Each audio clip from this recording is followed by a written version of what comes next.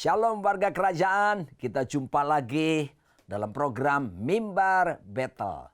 Kali ini kita akan mengenal dan mengetahui kebenaran. Karena Yesus berkata, barang siapa mengetahui kebenaran, maka kebenaran itu pula yang akan memerdekakan.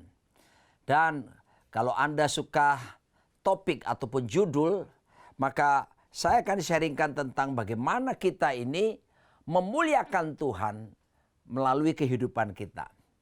Banyak orang berkata, aku ingin hidup memuliakan Tuhan. Banyak orang berkata, pakailah aku Tuhan untuk kemuliaan-Mu. Dan Anda yang bertanya seperti ini, Anda akan menemukan jawabannya pada saat ini. Firman Tuhan terambil dalam Injil Matius pasal yang kelima, ayat 14 sampai dengan ayat yang ke-16. Tuhan Yesus berkata seperti ini, kamu adalah terang dunia. Kota yang terletak di atas gunung tidak mungkin tersembunyi. Ayat 15, lagi pula orang tidak menyalakan pelita lalu meletakkannya di bawah gantang, melainkan di atas kaki dian sehingga menerangi semua orang di dalam rumah itu. Ayat yang ke-16, demikianlah hendaknya terangmu bercahaya di depan orang, supaya mereka melihat perbuatanmu yang baik dan memuliakan Bapamu yang di sorga. Jelas sekali Tuhan Yesus berkata, kamu adalah terang dunia. You are the light of the world. Kalau Tuhan berkata kamu adalah terang dunia, saudara tidak perlu lagi berdoa dan memohon supaya jadikan aku terang dunia.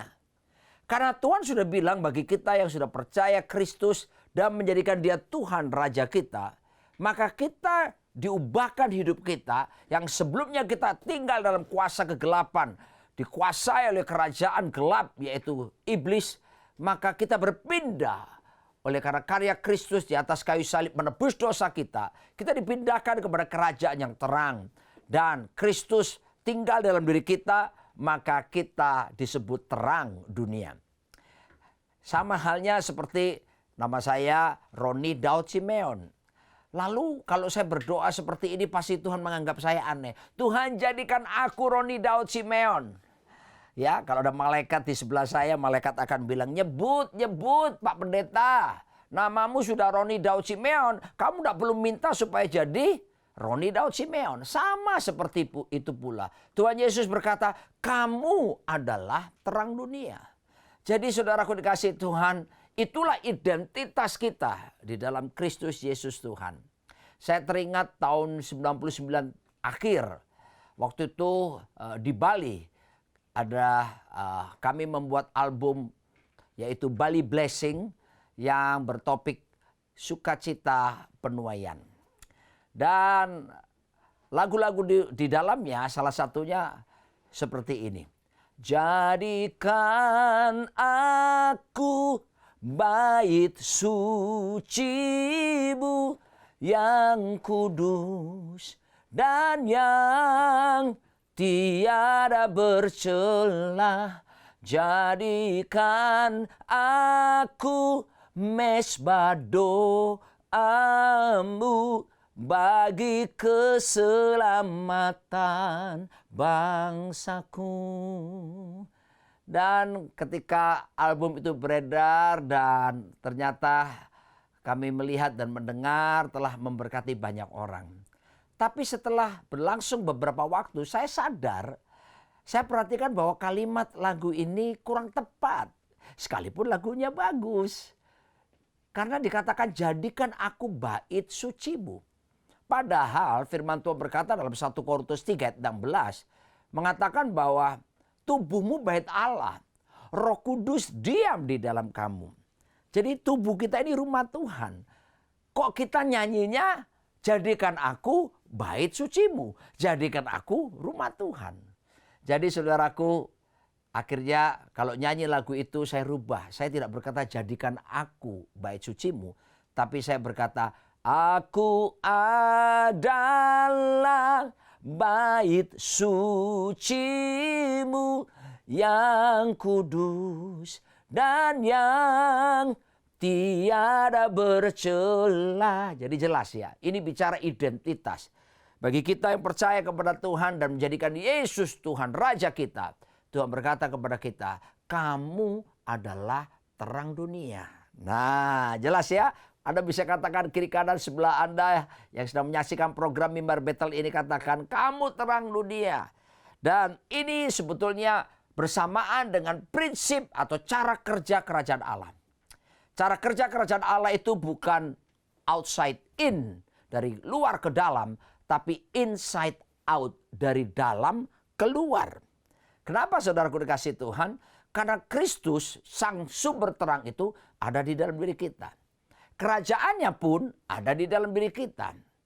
Makanya tugas kita adalah menjadikan Yesus Kristus dan kerajaannya yang tidak kelihatan di dalam diri kita itu, lewat kehidupan kita, kesaksian hidup kita, tindakan kita, respon kita, karakter kita, perilaku kita dapat terekspresikan keluar dari dalam keluar, sehingga orang-orang lain di sekitar kita bisa melihat Yesus nyata bekerja dalam hidup kita. Orang lain bisa melihat pemerintahannya, kerajaannya nyata di dalam hidup setiap kita. Dan Yesus berkata juga, mengilustrasikan bahwa yang namanya lampu atau terang itu tidak boleh ditaruh di bawah gantang. Ketika di bawah gantang, tentu akibatnya akan membuat apa? Terang tidak akan bisa bersinar secara maksimal. Ya, saudaraku dikasih Tuhan, Tuhan inginkan terang itu ditaruh di atas kaki Dia yang bisa menerangi banyak orang. Gantang-gantang akhir zaman ini apa sih kira-kira yang membuat kita tidak bisa bersinar, tidak bisa menyatakan terang kerajaan Tuhan dalam hidup setiap kita? Gantang zaman now itu, saudaraku dikasih Tuhan, yang pertama adalah comfort zone. Zona nyaman. Hati-hati dengan zona nyaman. Tahukah saudara bahwa pembunuh iman nomor 1 di dunia ini itulah kenyamanan. Bila kita sudah rasa nyaman dalam segala sesuatu, berapa banyak orang akhirnya tidak mengandalkan Tuhan lagi. Sejarah dunia, sejarah gereja pun mencatat bagaimana pergerakan kerohaniannya hebat yang terjadi di Eropa, di Amerika, dan di negara-negara maju yang lainnya. Kita bisa melihat bagaimana akhirnya begitu banyak gedung-gedung gereja dibangun dengan megahnya dan besar-besar. Dan itu juga merupakan warisan budaya. Tetapi hari-hari ini kita lihat ketika mereka menikmati hidup makmur, mereka boleh menikmati pendapatan yang tinggi, kesejahteraan sosial terjamin dengan baik. Apa yang terjadi? Dampak negatif muncul. Gereja menjadi sepi. Bahkan saudaraku, kalau ada gereja dengan kapasitas 500 tempat duduk, maka yang datang adalah 20-an orang, dan itu pun opa-oma yang sudah 70 tahun ke atas. Buat orang-orang muda, gereja tidak menjadi sesuatu tempat yang tidak memberikan kesenangan dan menjemukan jadinya. Kenapa saudaraku mereka melakukan itu? Comfort zone, zona nyaman. Pertama kali saya diundang pelayanan pergi ke Amerika Serikat itu tahun 2000. Tatkala itu saya pergi ke kota New York. Dan saya sempat bisa melihat dengan mata kepala langsung 2 gedung tinggi Twin Tower yang luar biasa itu. Dan apa yang terjadi? Setelah itu kita melihat bagaimana teroris ya menabrakkan pesawat mereka dan meruntuhkan 2 gedung Twin Tower yang luar biasa ini. Ketika itu apa yang terjadi? Wow, saya dapat kabar berita dari teman-teman di Amerika, di New York khususnya. Gereja-gereja jadi penuh. Sebelumnya orang malas pergi mencari Tuhan karena sudah nyaman. Tapi begitu ada ancaman teroris dan ada hal yang menakutkan tersebut dan mengerikan. Ribuan orang mati waktu itu. Dan mereka semua mulai mencari Tuhan lagi. Tapi bagaimana dengan hari ini? Ketika kemakmuran kembali datang, kenyamanan kembali datang, dan gereja mulai sepi kembali. Hati-hati dengan zona kenyamanan dalam diri kita. Itu seperti gantang yang membuat kita tidak bisa menyatakan terang lebih jauh lagi. Hal yang berikutnya, gantang zaman now apa saja. Misalnya mentalitas jago kandang. Ada banyak orang, khususnya orang percaya, orang Kristen, luar biasa di dalam gedung gerejanya. Dia bisa menyanyi lompat-lompat. Dia bisa mengatakan haleluya, Yesus dahsyat, luar biasa. Dengan suara yang lantang.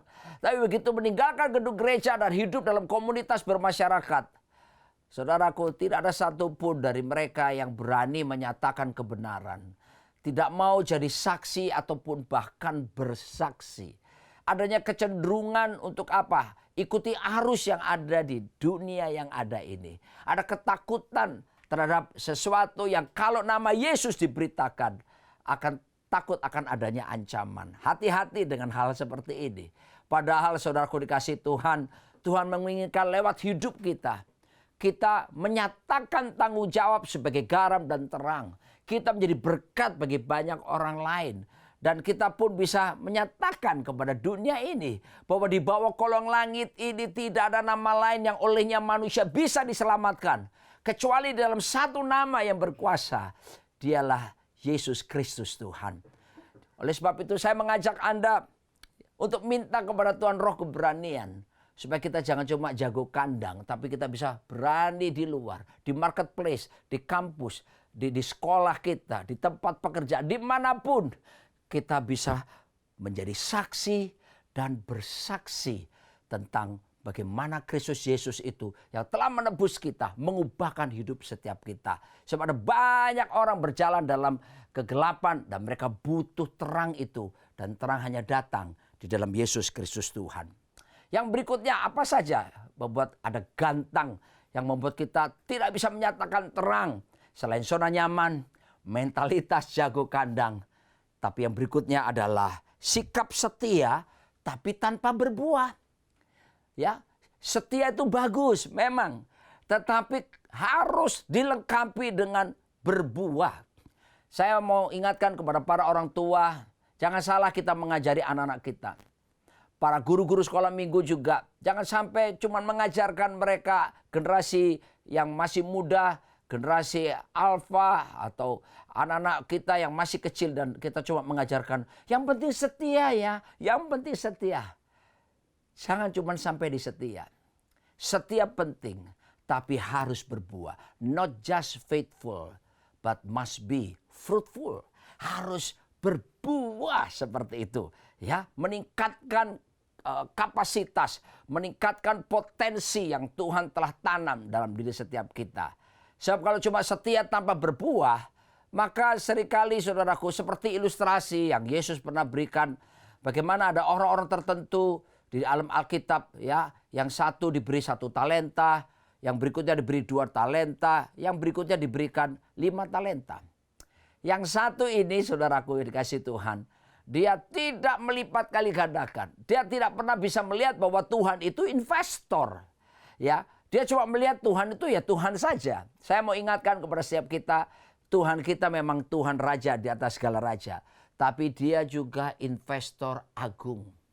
Dia telah menanamkan bakat, karunia, talenta, potensi di dalam hidup setiap kita. Dan tidak ada investor itu maunya rugi, saudaraku. Kalau dia invest, dia pasti sudah hitung. Ya, apalagi investor-investor yang berpengalaman. Dia akan hitung apa yang disebut dengan kapan break even point-nya. Kapan return on investment-nya.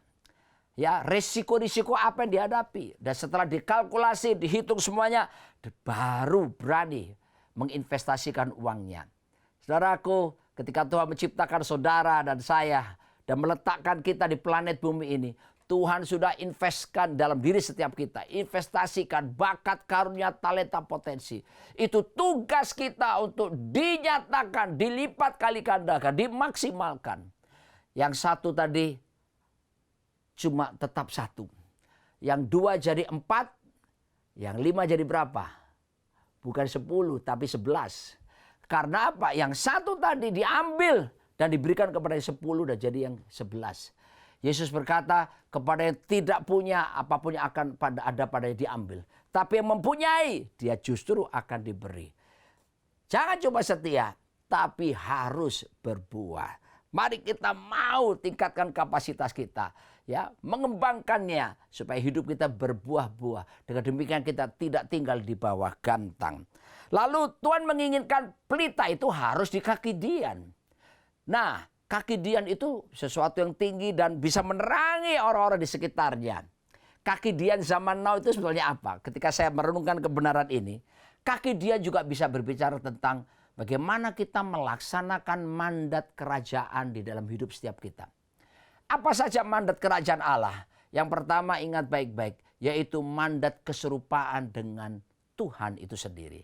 So, dalam Kejadian 1:26 Alkitab menjelaskan bahwa kita manusia diciptakan serupa segambar dengan Tuhan. Dan inilah tujuan utama hidup setiap kita. Tujuan utama hidup kita bukan jadi kaya, bukan jadi terkenal. Nggak salah kalau saudara kaya terkenal tapi ditempuh dengan cara yang benar. Tapi Alkitab mengatakan tujuan utama hidup kita adalah menjadi serupa seperti Kristus. Imago Dei, imago Christi, itu tujuan utama. Ini bicara apa? Karakter setiap kita. Karakter seperti Kristus itulah yang harus kita nyatakan, ya, kita hidupi dalam hidup setiap kita, sekalipun lewat proses-proses pembentukan, pemurnian, tapi kita dibuat menjadi dewasa, bertumbuh dalam segala hal ke arah Kristus. Kaki Dian, pelita di atas kaki Dian juga berbicara tentang apa? Mandat yang berikutnya, selain mandat keserupaan, mandat penginjilan dan pemuritan. Tuhan Yesus dalam Matius 28 ayat 18, 19, 20 berkata, "Kepadaku telah diberikan segala kuasa, baik yang di sorga maupun yang di bumi. Karena itu pergilah, jadikanlah semua bangsa muridku, dan baptiskalah mereka dalam nama Bapa, Putra, dan Roh Kudus. Ajarkanlah mereka melakukan segala sesuatu yang telah kuperintahkan kepadamu." Jelas sekali, Tuhan perintahkan kita untuk apa? Pergi beritakan Injil dan memuridkan. Menyedihkan sekali menurut bilangan Research Center yang kurang lebih 5 tahun yang lalu melakukan survei di seluruh pelosok tanah air. Didapati kenapa gereja bisa bertumbuh cepat. Bahkan ada gereja-gereja menjadi mega church. Ternyata statistik menunjukkan penyebab terbesar gereja bertumbuh 42%, kurang lebih 42%, disebabkan karena apa? Perpindahan jemaat. Dari gereja satu ke gereja berikutnya. Gereja yang nggak ada tepuk tangannya ke gereja tepuk tangan. Gereja yang cuma musiknya keyboard, piano, menjadi gereja pakai band. Gereja yang cuma pakai overhead projector, menjadi gereja yang pakai LED sekarang. Apakah ini pertumbuhan yang sejati? Tentu tidak. Dan yang menyedihkan adalah pertumbuhan gereja di Indonesia, hasil penelitian daripada bilangan Research Center ini, yang disebabkan karena penginjilan sejati, ternyata hanya 2,1%. Apa artinya gereja di Indonesia malas menginjil? Padahal ini mandat, ini perintah dari Raja di atas segala raja. Saya mengajak ada semua yang sedang menyaksikan program Mimbar Battle ini. Mari, nyatakan kabar baik itu, agar supaya banyak orang mengerti bahwa Yesus Kristus datang menjelma menjadi manusia, menebus dosa, dan mengubahkan hidup manusia, melepaskan dari segala kuasa setan dan iblis. Berikutnya lagi, mandat yang ketiga adalah mandat berbuah. Dan bukan sekedar berbuah, berbuah lebat, bahkan tinggal tetap. Ini penting sekali ditekankan agar supaya hidup kita berbuah lebat dan tinggal tetap. Saudaraku dikasih oleh Tuhan, kita mesti mengerti seperti yang saya katakan tadi. Tuhan adalah investor agung. Dan kita harus melipat kali gandakan. Tidak ada produk gagal yang Tuhan nyatakan atas setiap manusia. Anda dilahirkan, Anda punya kekuatan masing-masing. Anda punya kelebihan masing-masing. Bahkan saudaraku, anak-anak saya bekerja sebagai behavioral therapist. Yaitu menjadi menolong banyak anak-anak yang lahir lalu kemudian ada gangguan autis, spektrum autisme. Jadi anak-anak saya itu melayani mereka, ya. Dan banyak sekali ditemukan orang tua yang mendeny, ya, nggak ngakui bahwa anaknya sedang mengalami apa yang disebut dengan autis. Dan apa yang terjadi, saudaraku dikasih Tuhan, terjadi penolakan. Sebab itu anak-anak saya memberitahukan kepada saya, ketika mereka melayani anak-anak autis, mereka menemukan bahwa anak-anak ini ternyata pinter-pinter. Kalau misalnya matematika, wah ngitungnya cepat gitu ya. Dan ada banyak hal keunggulan-keunggulan dari anak-anak autis sekalipun. Mari saya mau katakan kepada setiap kita, Tuhan tidak pernah menciptakan produk gagal. Setiap orang pasti punya bakat, karunia, talenta, potensi yang hebat. Tugas kita adalah menggali, menemukannya, dan bahkan melipat kali gandakannya, memaksimalkannya. Karena itulah mandat kerajaan. Jadi terang tidak boleh pasif, tapi terang harus aktif dinyatakan kemana-mana. Ya, jangan pernah biarkan saudara tinggal dalam zona nyaman. Jangan pernah mau jadi jago kandang. Tapi mulai sekarang ini minta roh keberanian untuk bersaksi dan menyatakan kebaikan Tuhan kepada banyak orang lain. Terang harus dinyatakan inside out. Yesus sumber terang di dalam diri kita. Maka tugas kita adalah nyatakan Yesus itu keluar lewat perbuatan baik saudara.